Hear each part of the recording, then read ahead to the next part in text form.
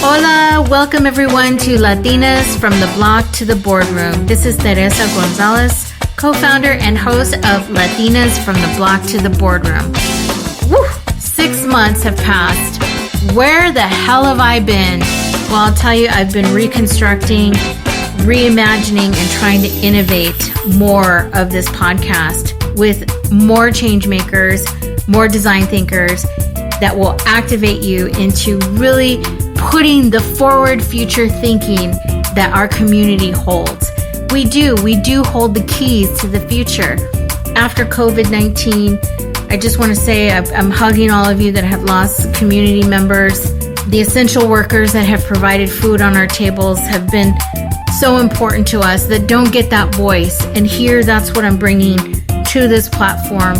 We will hold people accountable. We will create new technology, and we will design new policies and protections for people.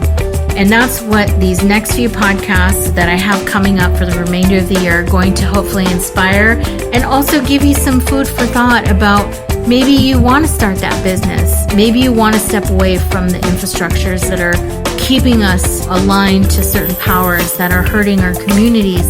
Whatever it may be, even if you need a rest, do it and take action and learn to love ourselves again. Marie Smith is a Chief Information Officer at Data360 and has spent the last 20 years as a founding contributor to almost 50 media, tech, and wellness companies and projects. Big data refers to extremely large data sets that may be analyzed computationally to reveal patterns, trends, and associations, especially relating to human behavior and interactions. Does that sound interesting? Does that sound difficult? It doesn't have to be. Marie Smith breaks it down in this podcast about how she's enabling all us folks out in community, small business owners, to really leverage data pools with her technology stack called Data360 Solutions. Or check out Marie at Data360Network.com, where you can learn all about big data solutions and information management, all through a CRM platform that she has built from scratch and that can get your business seen online. That's Data360Networks.com. All right. Well, thanks again for joining, Marie. I'm so happy to have you on the show because I think it was fate that brought us together. I am a data nerd, closet-wise. I'm secretly a data person, but I don't understand it as much as you do.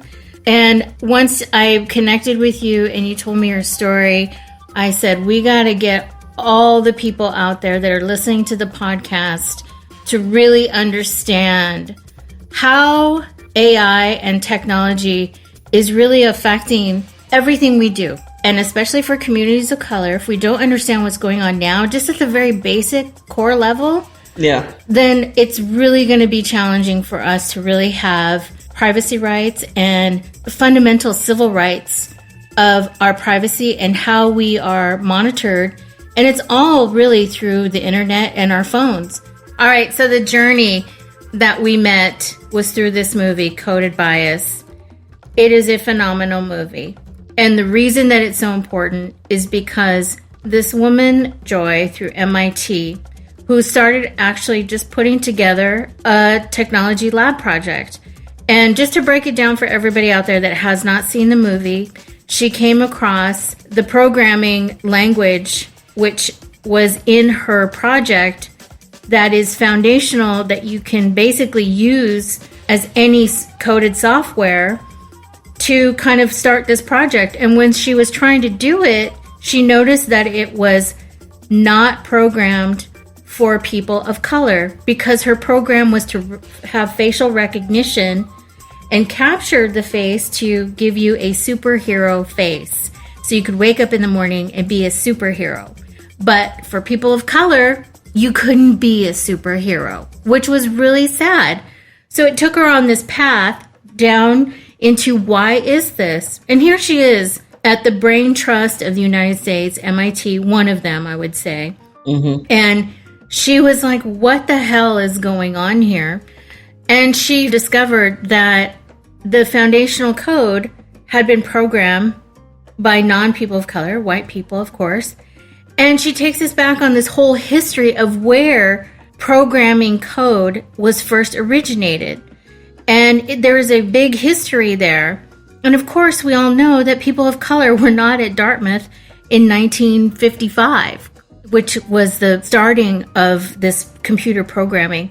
And then you look at today, the 1% of who's really owning all the platforms of data: Mark Zuckerberg, Bill Gates, Jeff Bezos. These are all people. It's such a small amount, and they hold so much of our personal data, and they're working with governments now that we're just on alert. And so everyone's mind should really be privy to this, because it's through your phones. And also they're trying to create what's known as smart cities, which, there are cameras in certain neighborhoods where they want to start doing facial recognition. It's already started in London. It's been in London a really long time. Yeah. So just given the recent events of what's happened, especially, 1/6, of this year, and how they're capturing people, I'm kind of on the fence, because I say, well, this is where it's doing good, because it's capturing all those crazy people that stormed the Capitol.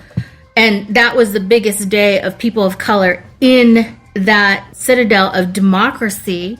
And here they're trying to capture people. But then, there's all these other legacy issues. But it all had to do with technology, because that's how they communicated.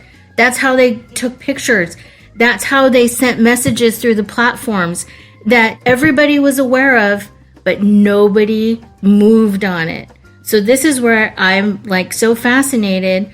And this is a huge intro for you, Marie, because you have been privy to this since 1996. Awesome. Well, let's start with your journey and how you got to be this data nerd, because for me, it's always kind of been there, like a little, I call it a tickle. And I've always been fascinated by technology, but it wasn't until my last years at Facebook and Google, where my mind just kind of exploded. And I said, wow, I really got to talk about this. And I say this on many podcasts. But for you, it started in Kansas City. Yeah, it started in Kansas City. That's right. So, yeah, it started with my parents, who are both closet nerds also. So, totally identify with that. And my mom has an incredibly interesting background with, sort of many generations, a few hundred years of immigrants sort of intermarrying. So we have a UN as a family. Oh. So you're saying when you get together for family gatherings, it looks like the UN? Yeah, you have to culturally decode what everybody's. That was most of my childhood, right? It was sort of so now I can tell you, oh, this aunt was Chicana, this aunt was Jewish, this aunt is Irish Indian background, this aunt was German, Swedish. I can tell you all that now, right? But back then it was I was kind of who's my aunt? Who's my cousin? Oh, they all are? My dad's Puerto Rican. And my mom is a lot of things, 13 different things by her recollection. I had a 23andMe. The funny story is, I just did a 23andMe just to verify everything. I actually know a lot of my grandparents. I had 12 or 13 of my grandparents were alive when I was little. So I knew them, so I knew I could kind of verify what she was saying, but I wanted to get the genetic test just to see, and then of course I didn't remember my code, so it's in the ether somewhere. Which is very exciting. I did that too, but now I'm afraid that I did that because, well, we're going to get into the weeds about that now. Yeah. Because of course, being a data nerd, I had mixed feelings, because I was oh, they'll have my genetic data. But then I was I really want to know what's going on. And I had this super cyber new doctor service that told me about all that. So yeah. So anyway, yeah. So I grew up with all these different people, these different perspectives, and my Chicana aunt Bob Dylan, and my Jewish aunt was from Long Island and loved to talk about her SEC raids from Wall Street in the 80s. Which I didn't understand what she was talking about, but she asked me what I wanted to be, and I said I want to be a financial planner. And she said, "No, don't do that." Wow. And then did a classic, like, super long Jewish kvetching session, which I didn't understand what she was doing, but everybody else did. And they just like cleared the room. But I didn't want to disappoint her because my mom said, don't do anything weird. That's my favorite aunt. So I was kind of like, oh, I'm stuck here listening to her kvetch and talk about the SEC. And then she was talking about her boob implants in Italy and some other things. Or boob reduction. But anyway, I was just all like, well, who is this lady? And then the rest of my family just started shaking their heads and like leaving the room.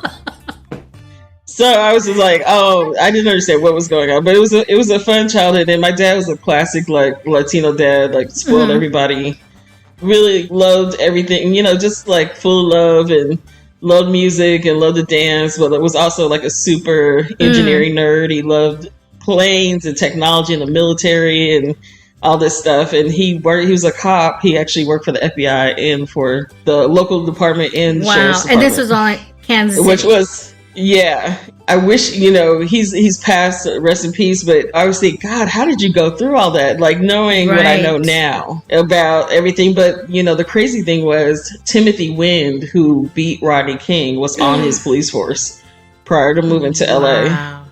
So that was one time where he sort of discussed, there's different police forces in the police force. Wow.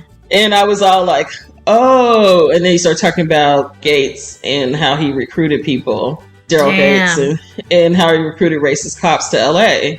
And I was just all like, oh, so that's why he was like, he actually broke down and cried one day and said, don't go to LA. Wow. Because you're not in LA. I am in LA. No, I'm not. I wasn't in LA yet. But I was going to USC and I was like, Dad, I'm going to USC. This is not like South Central LA. And then my grandmother cried and said, you're going to be a waitress and one of those acting people. And I'm like, no, I'm going to the best film school in the world. I'm not going to be a waitress. Right. Yeah, but it was funny that all these different things, they're different perspectives, but they love technology. And my dad was really encouraging me to be an engineer. He bought us every kind of video game equipment from the 70s on. Wow. Every kind of everything, and said, I love technology. My mom actually loved technology and decided to be a programmer. And that's how I started becoming a programmer, because my mom was a young mom. Wow. And whatever she did, I did. Wow. So when my mom was a programmer, I was a programmer. When my mom was a fitness instructor, she tried to bring me on her thing. I actually resisted that one pretty well. But I still am like, I love athletics, I love sports, but I'm not a gym person. And it takes a lot for me to do the gym. I have to be doing an activity, like being in an organization or something. It's just, I don't know, my mind works funny that way. And so she studied the law. When she studied the law, she became a paralegal for a while. I studied the law, and I worked for legal aid. She actually studied radiology. I studied physiology. Nice.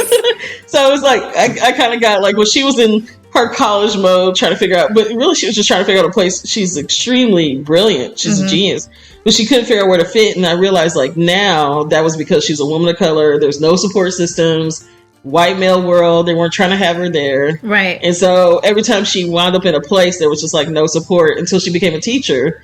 And of course, as a teacher, a female, she had support, right? So she said she wanted being a paraprofessional for a long time, but she's the one who said, hey, learn this computer equipment stuff with me. It's really cool. And I was like, okay. And then when she quit being a programmer, my dad was like, well, I got to do something with this equipment. So here, kid, take it and play with it or whatever. And he liked playing video games with me and stuff. So there you go. It was that little video game competition. So I had a lot of support. He was like, I can tell you're an engineer. I mean, he used to say that like his whole life. Wow. Like almost to his last day. He was like, wow, you're an engineer. And I'm just all like, and I was like, no, I'm an artist. I'm a writer. I go to film school. But I didn't realize film school was engineering. Right. At the heart of making a movie, making a TV show, there's so much science. People have no idea how much science is involved in making movies and television. It's so full of science. And then computers came around for those things. And it's so full of computer stuff. So now it's like, there's so much technical things that go into the actual production. Yeah. It was like I was right at home and I didn't realize it. And I was still becoming an engineer, like more and more engineer every day. Right. When I went to college and every job, and it was amazing. Well, you found the intersection of two things you love at that time, which was film and technology. And I remember us talking earlier that you said that you had a chance to go to Yale and Harvard because you were a valedictorian of your high school. You know, you did all these things, but your heart was in film school, USC, which is super hard to get into. It's harder, as you said, than Yale and Harvard. And how you get in is almost like that, you know, woman, you got to pay people to get in. People do pay to get into USC. Yeah, it's a thing. But I just want to know, was it because of Star Wars that you wanted to go to USC? No, it wasn't at all. Let me tell you, I'm so excited about college. It was just like a way for me to like run around the hallway, like go to the vending machine, get Cheetos, come back, you know, all this stuff. But anyway, so I went to USC's orientation, and it was like the only one run by a Black person. So I was kind of like, whoa, what's going on with this? And then she's like, well, you saw yourself. You saw yourself. Yeah, I saw myself, and I was like, whoa. So I just sort of like, okay, let me pay attention. And she was like, well, you know, USC has all these great things going on. And she's like, USC doesn't normally come here to the Midwest and recruit people, but I'm here because I'm from here. And I was just kind of like, oh, okay. And then she's like, and I have a friend. His name is John. And she was talking about John Singleton, who made Boys in the Hood. Mm-hmm. And she was like, he went to film school. And I was like, is that like sound engineering? Is that like the Monster Sound Show in Disneyland? And that was really my only like reference point. And then she's like, yeah, people get paid to like make movies and TV and stuff. And then I got the application, and I felt like I was a writer, but they wanted like 5 writing samples. Wow. And I was like, I'm not writing 5 things. And so then they had a director's program, and they had only 2 writing samples. And so I was like, yay, okay, I'm going to do 2 writing samples. This is kind of like my idiot savant moment, right? Like, because I was just kind of like, I just want to do this creative stuff. I don't know. And I didn't really have a conception of the director's program until I really got there. Right, and really got in the classes.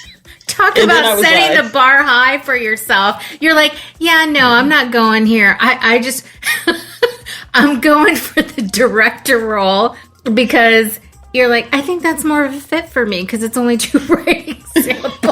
It's only 2 writing samples. Having no experience in film at all. None. I just think that's hilarious. None. I was a great writer. I did a lot of like poetry, and that's really, I got in based on my writing skills. Oh, cool. And I got in based on the school I went to and being a valedictorian and all that stuff. But you know, I guess they were impressed by my writing because you know, I have no other explanation why I was getting in with people who have been studying film in Switzerland and all over the world. All these things, right? I'm like, I guess they think I'm a good writer. Right. So it was kind of like, you know, people were introducing themselves, and they were like, well, you know, I'm from Chile, and they won these Academy Awards as a student, and I was just all like, whoa. You're like, cool, I go to the Cheeto machine during lunch, and, you know. I'm from Kansas. I like Cheetos and Doritos. Yeah. And I like video games and writing poetry. Games. Write poetry. I like Cheetos and Doritos. And that's how I got in. I prefer Coke over Pepsi. And they're like, who is this person? How did she get in? Who is she? And why is she not concerned with her artistry? I'm just like, yeah, I'm an artist. Oh my God. I think that's the most wonderful fluke that has happened, but it's not, right? Because people say, no, everything happens for a reason. Yeah, people don't believe that. They're like, no, it doesn't. But I totally belong there. I mean, it was funny. Like I later learned I totally belong there. It wasn't even, and it wasn't imposter syndrome. I was just literally like, I think I just took a lot of my privileges for granted because I didn't realize like every kid of color didn't have computers and all this stuff. Wow. And I was just sort of in this bubble of support.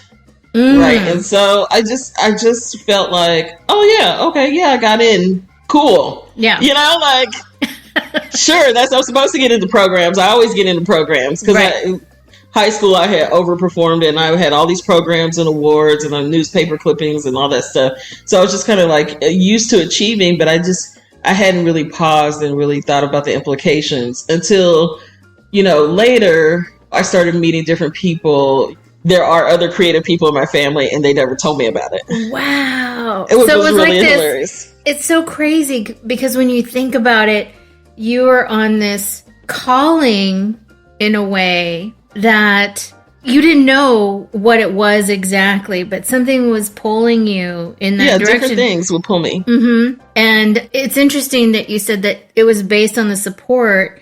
So, I have this thing about energy and things just, like I said, sometimes they don't happen for a reason is good. But when they do, it's an opportunity. It's like a window. It's like a door that comes to you. And I always tell people, you know what? Just do it. Just take it, walk through it. Because even if you fail or even if it doesn't work out, you learned something from that. Man, I had so much to say about that. Me and my family have a long, sordid history in adulthood. Mm-hmm. Childhood was great because I was a good girl and I always followed the program. Mm-hmm. Right. Mm-hmm. And then the more your dad was in the military, so I'm sure things are pretty regimented. Yeah. Well, he was a cop, but yeah, he was very closed off to like exploring things because he saw so much so many bad things. So all he could see in the future is what could go wrong and how I could get hurt and how many different ways things could happen. Racially or whatever. That's all he saw. And he just I mean, your skin color, Afro Latina. It's like everything that is like. And you're in the Midwest. I mean, holy cow. I mean, I can just imagine. Like nothing lands with you. You're so confident. Even if someone said something like super racist to me, which there were definitely things along the way where people told me I couldn't. And I was like, well, my mom said I can. So yeah. F you. And you're not my mama and you're not my daddy. So I can do this. So I can do whatever they said, So I was just kind of like, I don't know who you are trying to tell me anything. Yeah. But I'll do whatever I feel like doing. And even in film school, they used to ask me who was my favorite director. And I was like, well, I'm my favorite director. Awesome. Because you're like, no, they're like, do you know George Lucas? Like, this is foundational and John Singleton. Yeah, I was sitting in the George Lucas building. When I said that. And they're like, who? And you're like, me, bitches? What else? I'm like, me. I'm like, if I'm not on my own team, who's on my team? I have to be on my own team. And they're just all like, who is this kid? What the hell is going on? I think I'm all like 19. Ooh. Right? I was just like, I'm on my own team. And I do what I want, and I'm on my own team. That's awesome. Oh, I love that so much. I do. It's like, you're no hold bar. It's like, and it's funny because it's like, George Lucas founded. Like, I'm not registering any of this stuff. This stuff is not hitting me at all. It was really interesting. And Stanley Kubrick too. They all went there at the same time. And you're like, whatever. I mean, everybody. Yeah, all kind of people. My teachers all did like the most famous things ever. The most famous. I used to call up. I used to have the most embarrassing interviews when I first started there because I didn't know what to say to people. And so I called up this guy named Lawrence Bender, and Lawrence was a professor at USC, and he had made The Graduate, with Dustin Hoffman. Oh, yeah. And he had made The Running Scared with Billy Crystal and Gregory Hines and, a bunch of famous movies. Mm-hmm. And I wanted to understand his world because I liked his movies. And I called him, and I was like, hey, I have some questions. And he's just like, what do you want, kid? Right? And I'm just all like, and then I just lost it, right? I was just like, right. And this is like a long succession of interviews that I had blown. Right? Where I was just like, I didn't know how do I connect to this guy? Like, we don't even speak the same language. And then when I met different people that I admired, sometimes we had the same language. Sometimes they were just like, you have no idea, kid, about how crazy it is out there. Right? And I was just all like, okay, I don't get that. But yeah, I was just like, I didn't know what they were talking about. But, later, when I think about like Me Too and all this stuff that was going on in the background where it still wasn't hitting me. Like if somebody came at me in that way, it didn't register, and they realized it wasn't registering and I wasn't into it, and they would just go away. Now I think about all these memories back then. And I think about being right next to a predator. I knew one predator that was on television that I knew very well. Oh, wow. And I just think back on that and go, all the times in the entertainment industry, I met different people. I was like, wow, none of the stuff ever really hit me. Okay, we're going to take a quick break here, and we'll be right back. This podcast is sponsored by Latinas B2B.marketing. Check out Latinas B2B.marketing. What does it mean for your business to show up online? Is it more than social media? Is it more than a website? Do you have email? Trust me, people are looking at their emails every day. That's how we communicate with each other in business. So if you're just starting a business or you want to know how to leverage your business into growing your customer base and creating an experience around your products and services, come visit us at latinasb2b.marketing. Let's get you started. Let's have a talk, because the saying goes, you give a person a fish, they eat for one day, but if you teach them how to fish, they eat forever. Gracias. And that's what it's really about. And that's what, I always like to get out of folks in this. So talking about that experience, right? And here we go into your design concepts, into these startups, right? You're bringing that forward, your experience. And then you're talking about the data practice that you finally got to, right? So So it made a couple leaps from AOL. So once that kind of wound down, that really got killed by September 11th. The whole pivot of the business. September 11th was such a huge thing. Our bankers, some of our bankers were actually in the tower that got the main part that got destroyed. That I think was like the 14th floor or whatever it was. Yeah. At the top. And, that just rattled everybody. Well, yeah, those towers were the biggest financial institutions on the East Coast that were funding everything that was about. That happened, yeah. Yeah, I remember I was at my first tech company at that time, and it was a financial software company. It was a woman-owned business, and she grew that business. And I just remember coming into work that day early, because it was all East Coast time that we were on, and they said the tower has been hit, and we lost, I think, when it was all said and done, there were like 20 clients in that building that were gone. And that was like really hard for a lot of people. Yeah, it was hard. It was super like... Anybody related to that, it was like everything was super hard. It was just like things became so abysmal after that. It was like the equivalent, not the equivalent of coronavirus, but I mean, it had a similar impact. It was on fucking TV! Impact. Yeah, it was. There was everything had shut down so crazy because of that. Kind of that same shutdown thing. How do you deal with all that? And I remember I was actually out of the startup by then, but it was still going.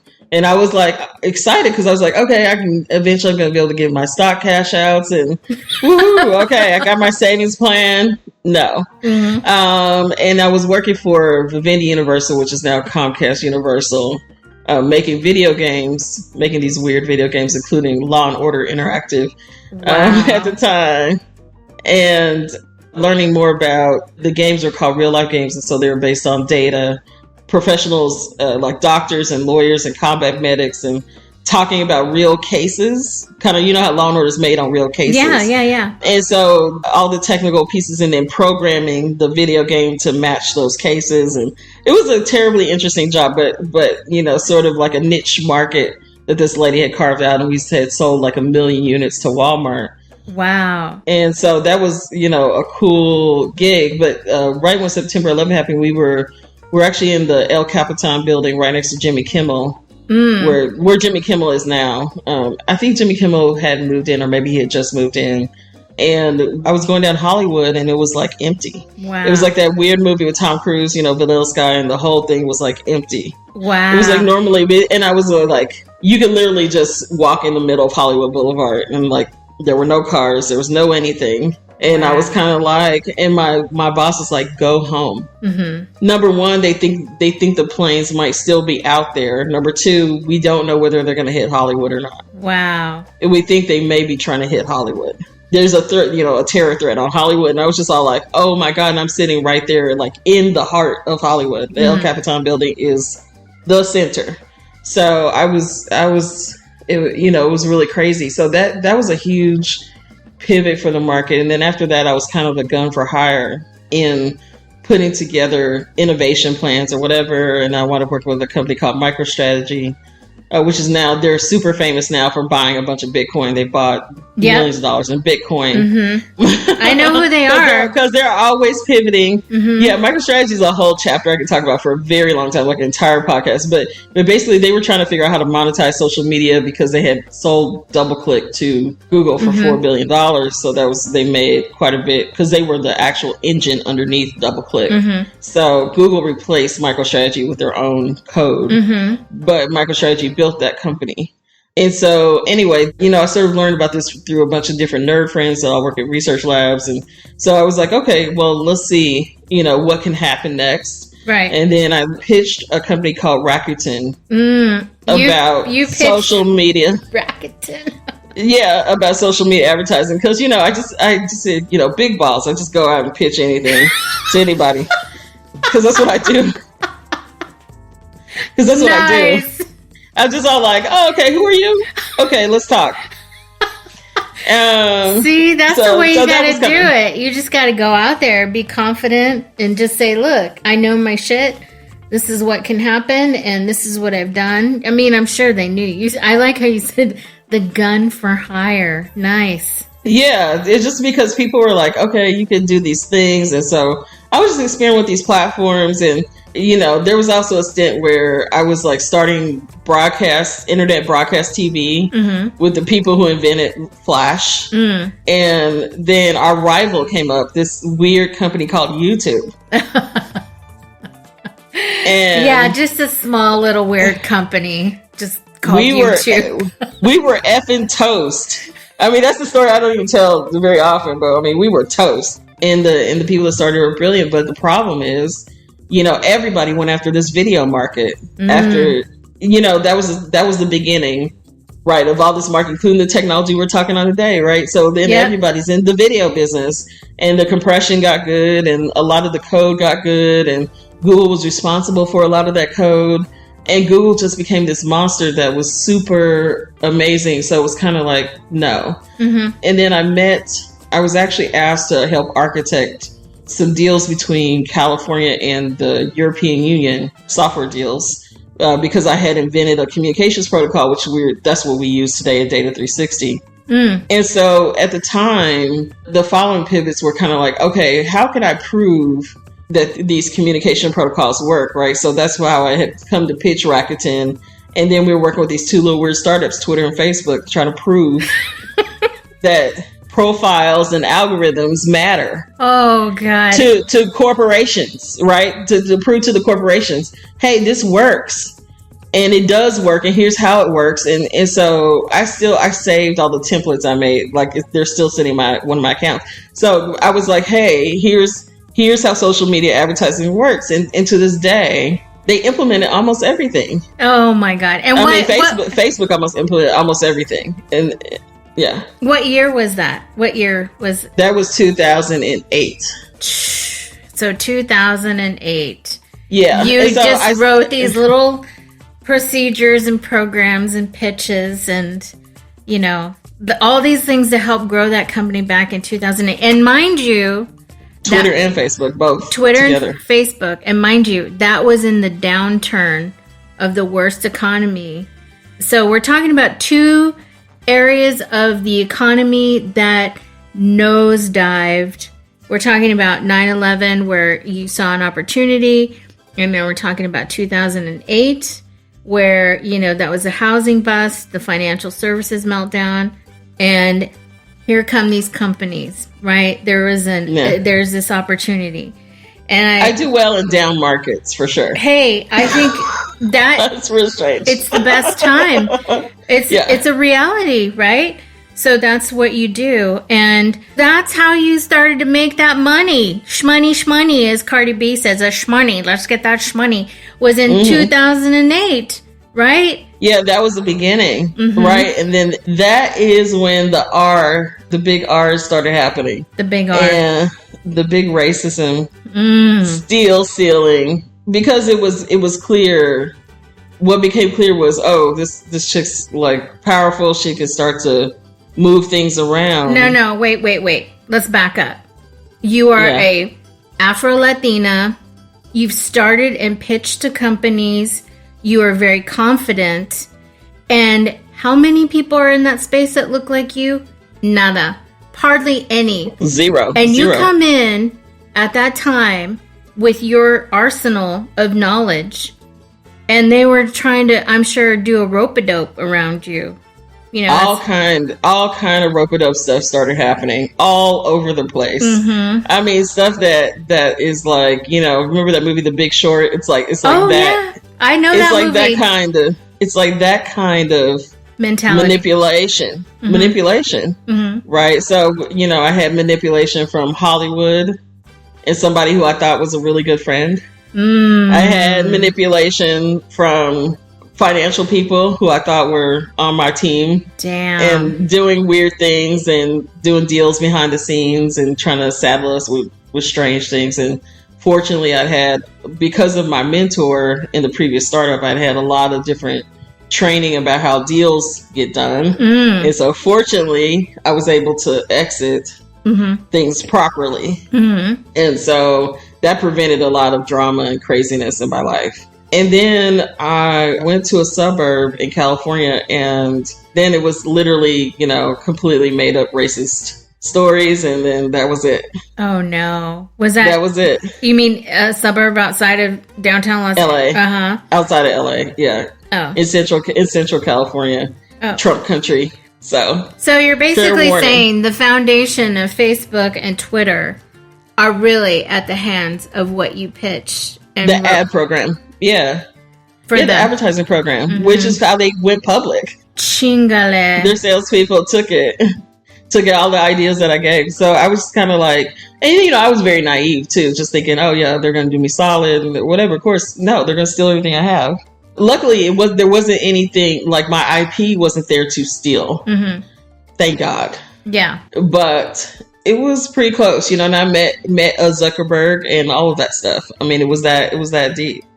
So that's it was crazy. That's yes, it was a little crazy. So it was just kind of like, okay, yeah, just throw her life away, and then the tech company, no one would vouch for me, and then the tech companies just took all my stuff, and this is like, wow, okay, cool. Yeah. Then I was like, this is the game we're playing. So let me do a different plan this time, and that's really how data work I wanted to do in the ACLU and Data360 and all that stuff was born. And I'm actually.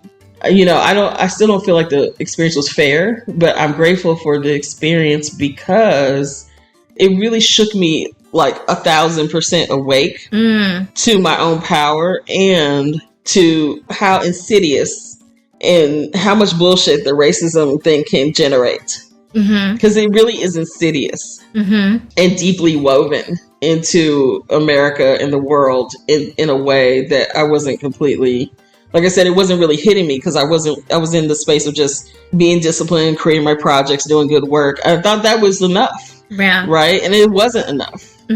Right. So then I was like, I have to create this other layer, this ecosystem around me so that I don't go through that ever again. Yeah. It's interesting, the reflection of that when you look at, how you say everything was very compartmentalized and this, and then you had this shaken, hey, wake up. It's unfortunate, but like you said, it was something that was reaching out to you to say, hey, Marie, come here. There's a bunch of us here that are, need your help. And I think that's what it did. That's what it is. That's exactly what it did, because the people that I now know from that experience and the people that I was able to help after that experience in the ACLU, in the Central Valley, right? I lobbied with people from the Central Valley and the paisanos and paisanos there, and all the bullshit that goes on there. It's so much bullshit. I could just cry about some of the bullshit that goes on in the Central Valley and some of the bullshit that goes on with the paisanos. And then, you know, remember my grandmother, my grandfather, who were paisanos and paisanos.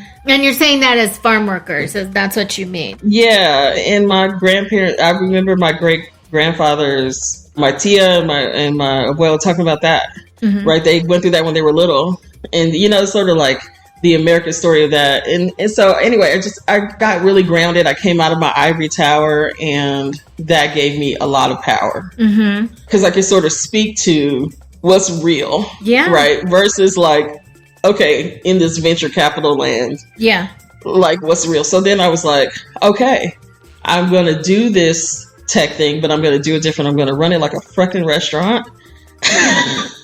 I'm not going to do venture capital. Oh, okay. And the last piece was I was actually on my way to work for SAP because I'm on the spectrum. I have ASD, and they had an autism program. I'm considered highly functional autistic, so I have different sensory issues and all that sort of stuff. So anyway, they were, and it affects the environment, how I have to work. And so I was thinking, I'm going to get on a plane. I'm going to make friends with SAP people, and I'm going to poach those people to come work for me. As I get to know people, that was my plan.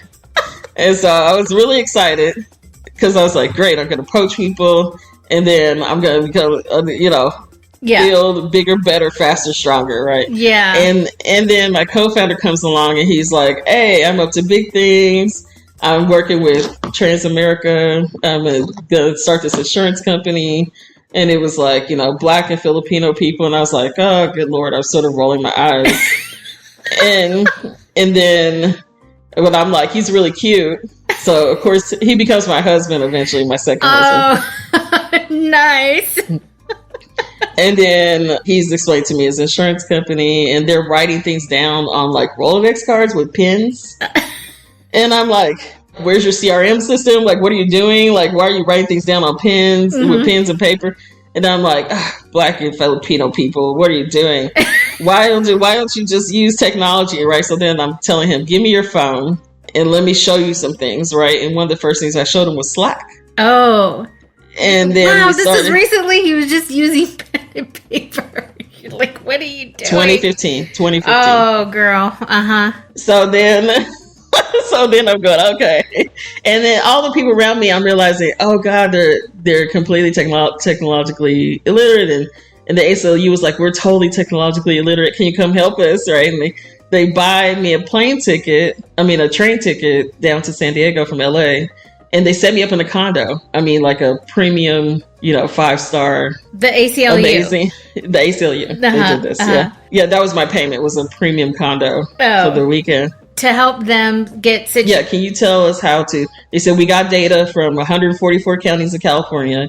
California has corruptedly spent this money. It's a secret project. And we're going to debut it to the New York Times and the LA Times and all of that. Wow. Can you help us figure out how the hell to do this? So I helped them learn how to model the corruption. Wow. How to show the corruption existed. And then gave them some software tools to play with and all that. And we worked it out over a couple days in San Diego. And this was before they had a data department. They have one now. Nice. And that was the first data project they ever did. Wow. In 2015. Yeah.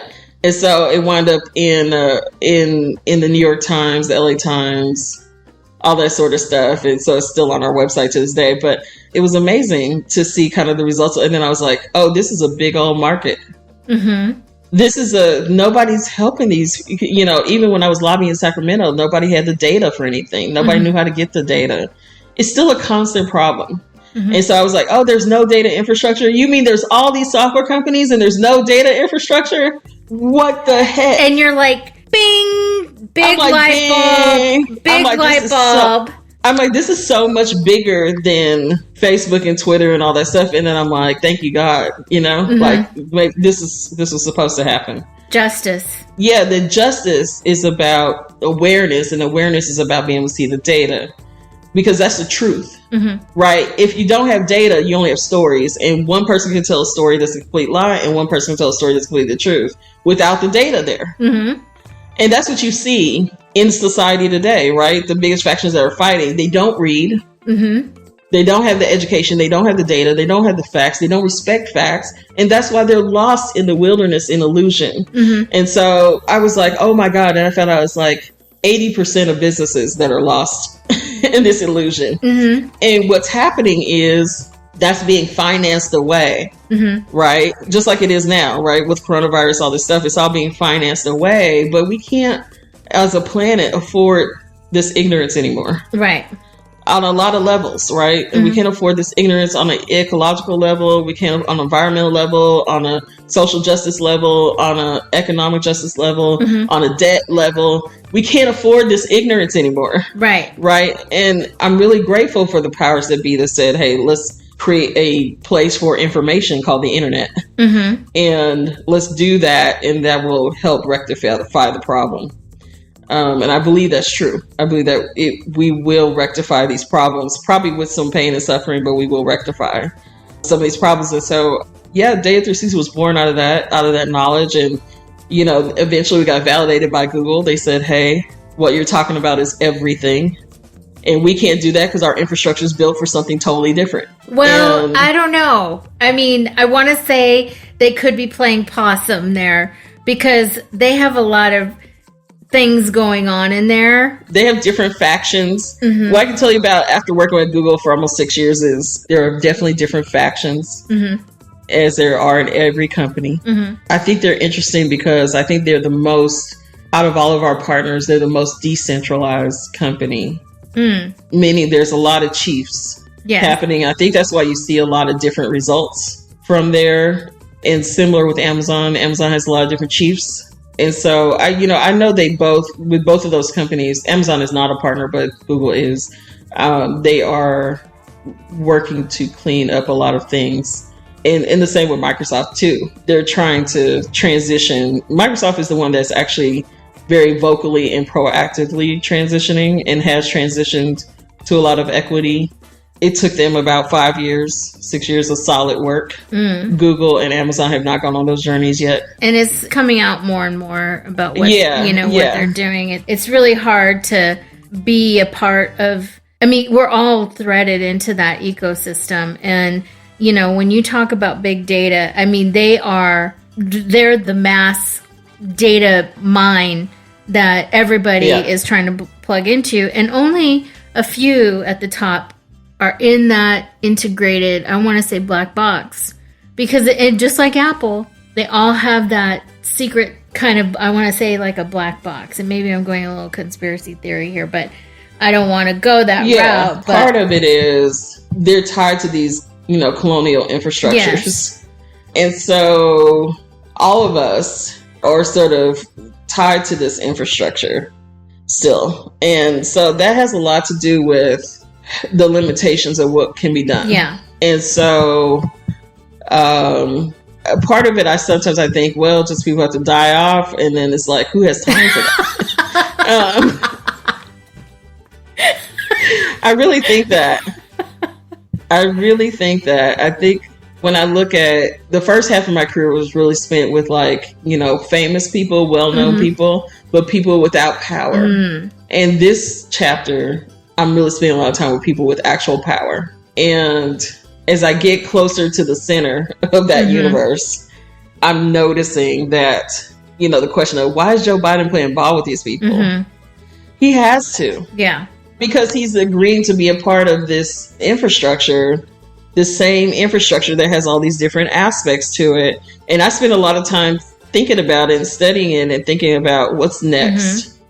And thinking about the people that I support politically, one of whom is a potential candidate for president, and what we're up to as a group. And it's very challenging because you look at, even I was actually really disturbed by that whole Meghan Markle thing too, because I was just thinking about these institutions that are behind everything, that are still active. And I don't personally think that Larry Page or Jeff Bezos or Bill Gates or any of these guys consciously want to deal with these other things. But we are all forced to because of what's going on. And so then, how does the equitable world build up the power to trump this other world? Right. There's a lot of stuff where, reality is I can have a lot of conversations about a lot of things, but who's going to have the understanding to have the conversation, to listen? Exactly. I said to my sister 2 years ago, hey, you should probably invest in Bitcoin. And she was sort of like silent, right? And I didn't even take my own advice. I was like, I should invest in Bitcoin. I should invest in it. And then I waited till the last minute. I still made like one part. I still made like 600% on my investment. But I was like, wow, just that little conversation.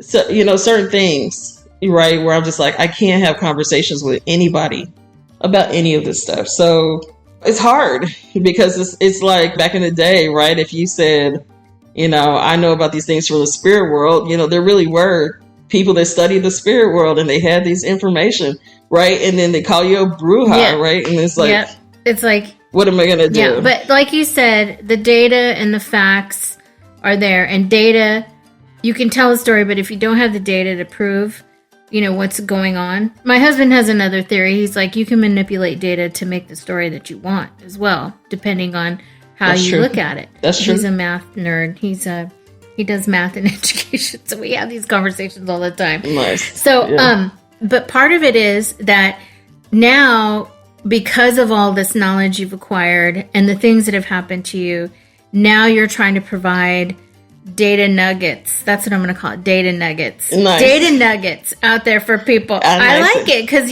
people are... I need to plug that into my robot and see what kind of copy it spits out to me. What is it? The data nuggets. Do people use that? Well, you heard it first here. Data nuggets. So data nuggets, it's something that are digestible for people to understand. And you have that on your website. And I want to talk a little bit about Data360 a little bit here in the closing, because that's your business and that's where you are now. And it is all pointed towards educating folks to become more software technology platform literate, how algorithms and technology are affecting us. And, we've talked about this before, and I do on my other podcasts about books you can read, to get more insight. One of them, The Weapons of Math Destruction, is a good one. Yeah.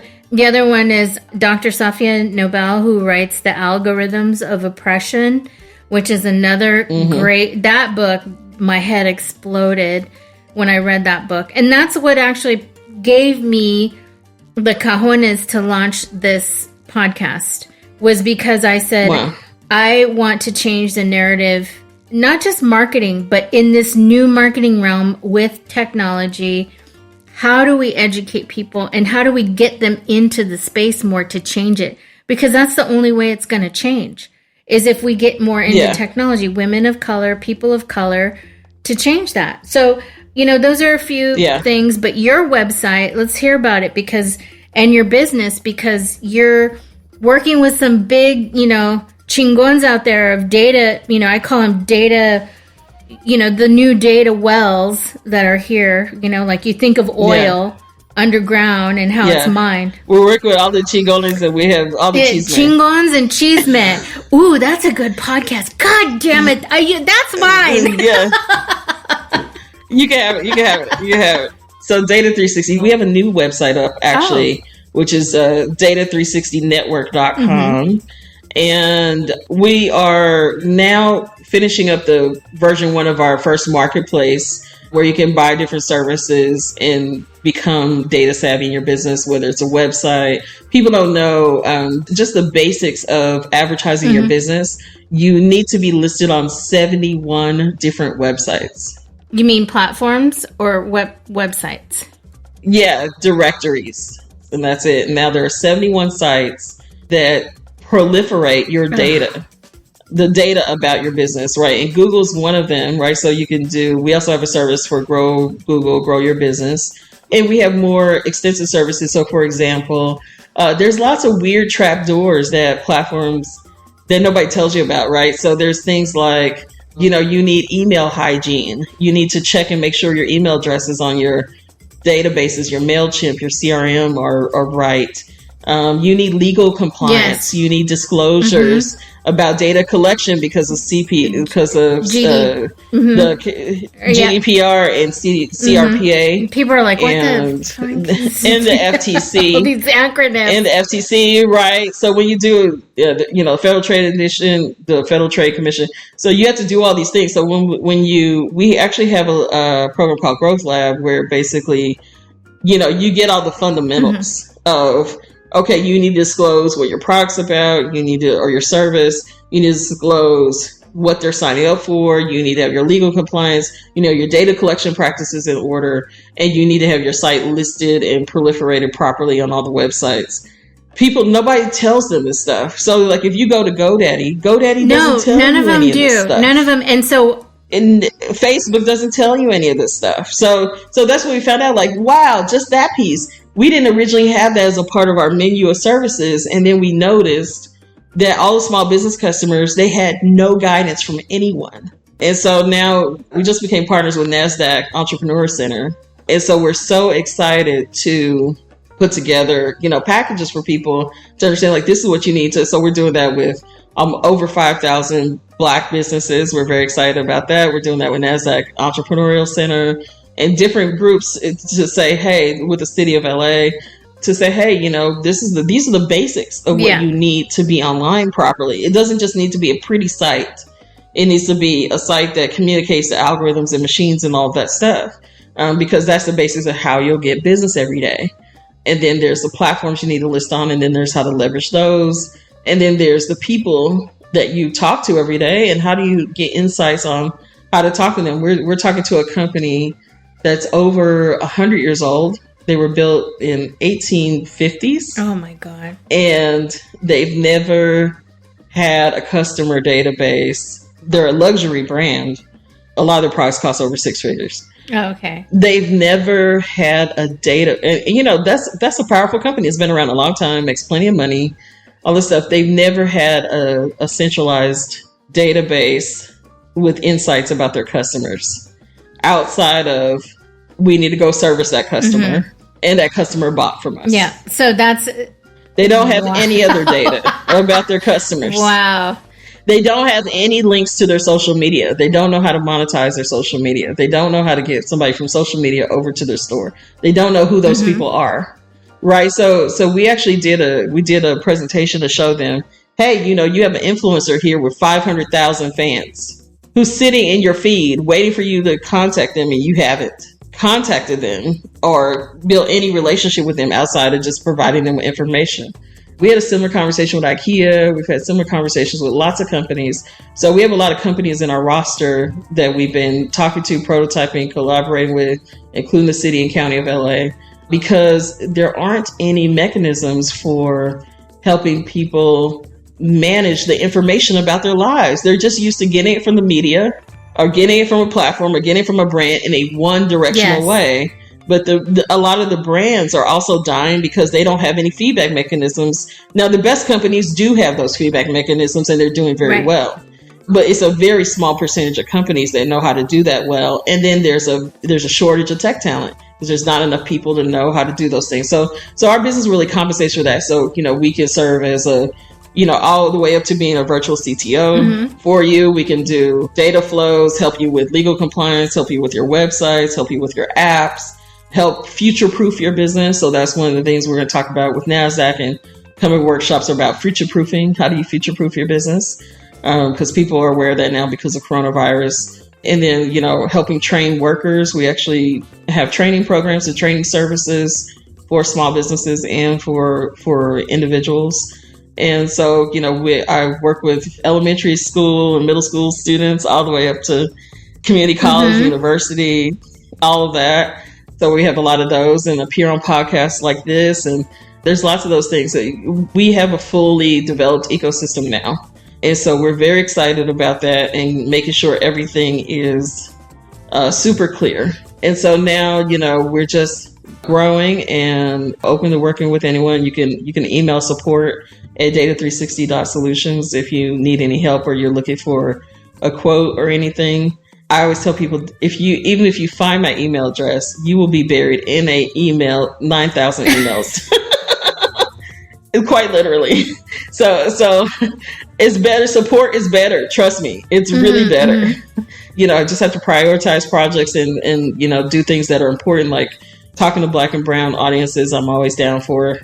That's all the utmost importance of, getting people activated and understanding how to steer our society in the right direction. Right. And I fully support that. And that's what I really want to talk to you. And we'll talk offline about this. But thank you, Marie, for joining me today. That was, again, data nuggets that are just going to be in your ears forever that people can listen to. Your business, Data360 Solutions, but there's a new data website, Data360Network.com. And then if you want to get into all the details, it does link back to Data360.Solutions. Great. And then you can contact us at support@Data360.Solutions. Awesome. And this is for small businesses and large businesses that really want to know how they are doing in the ecosphere of technology. It's like the World Wide Web is no joke, and how you get listed and found is bigger than all of us. And so we're all here to help you. Marie, thank you so much for being my guest. I do hope we can have you again. I know there's tons of stories here that we could dig into as offshoots, but this was a really good one. And I know it's a lot for people to understand, but it blew my mind about all this. And I hope we are blowing other people's minds to be activated, like you said, and taking steps into knowing that they have more power than they know in the palm of their hand, and the laptops and everything that they use. They just have to plug in a good way. So plug in a good way and share your vision for this world, because we need more visionaries in different kinds of vision to help each other thrive. And so, please join us. Yep. Thank you, Marie, for being my guest here at Latinas from the Block to the Boardroom. Really appreciate all that information. And if you want to find out more, again, go to Data360Networks.com to find out how you can leverage big data to your small business. And with that, mi gente, I really appreciate you subscribing, signing up for our newsletter at latinasb2b.com. And again, please send me any inquiries about how I can assist you in your business. Or if you'd like to provide feedback, go to latinasb2b.com. Follow me on Twitter, latinasb2b, and also Instagram at latinasb2b. Gracias.